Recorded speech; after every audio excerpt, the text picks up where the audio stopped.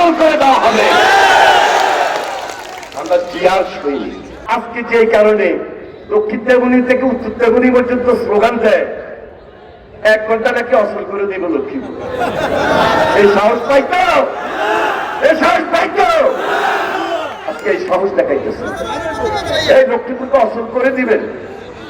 এই লক্ষ্মীপুরটাকে আমরা বলেছি, লক্ষ্মীপুরটাকে আমরা লালন করি, পালন করি।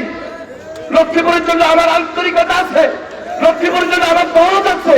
আর তারা অচল করে দিবে, অচল হতে তো হবে না।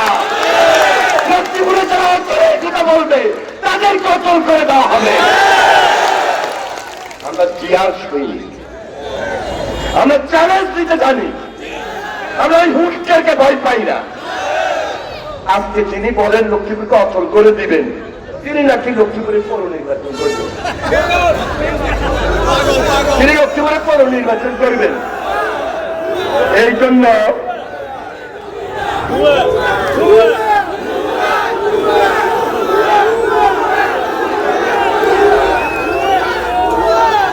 জন্য আমার এবং আপনার একটা দায়িত্ব আছে। আমাদের আবার কেউ কেউ বলতে পারেন যে 5 মাস হয়েছে, কই পিসাব এখনো কিছু পাইতো, পাইছেন? পান নাই, পান নাই? জেলে যাইতে হয়, মামলা আছে, হামলা আছে, অত্যাচার আছে, নির্যাতন আছে। তারেক রহমানের নেতৃত্বে পাইছেন না? মাত্র 5 মাস। এটাকে একটা স্বাভাবিক প্রক্রিয়া। স্বাভাবিক প্রক্রিয়ায় যদি তারেক রহমান আগামী 5টা বছর দায়িত্বটা পালন করে, পালন করার সুযোগটা দেন, তার হাতটাকে আমি আপনি যদি সহযোগিতা করে শক্তিশালী রাখি, গণতন্ত্রের ভিতটা শক্তিশালী হবে না? আর 5 মাসে তো বোঝা যায় লক্ষ্মীপুরের উন্নয়ন কি হতে পারে। লক্ষ্মীপুর বিশ্ববিদ্যালয় করতেছি, লক্ষ্মীপুর বিশ্ববিদ্যালয় করতেছি, লক্ষ্মীপুরে মেডিকেল কলেজ করতেছি, লক্ষ্মীপুরে 4 লেন রাস্তা করতেছি, লক্ষ্মীপুরে চন্দ্রগঞ্জ উপজেলা করেছি, লক্ষ্মীপুরে কৃষিভিত্তিক লোন করেছি, লক্ষ্মীপুরে নার্সিং ইনস্টিটিউট। রেল লাইন হবে না? রেল লাইনও করাই দেবো ইনশাল্লাহ।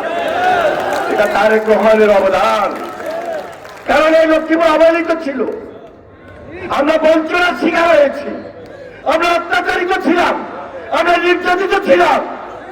যার কারণে আজকে তারেক রহমানের যেমন দায়িত্ব, আমাদেরও তেমন দায়িত্ব আপনাদের জন্য, for the people, for Lakshmipur, লক্ষ্মীপুরের মানুষের জন্য।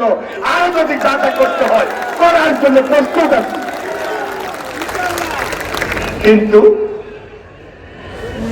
ওই বেঞ্চি দেখার জন্য আমরা প্রস্তুত না। আমাদেরকে বেঞ্চি দেখাবেন না। সুন্দর মতো আসেন, লাইন মতো আসেন,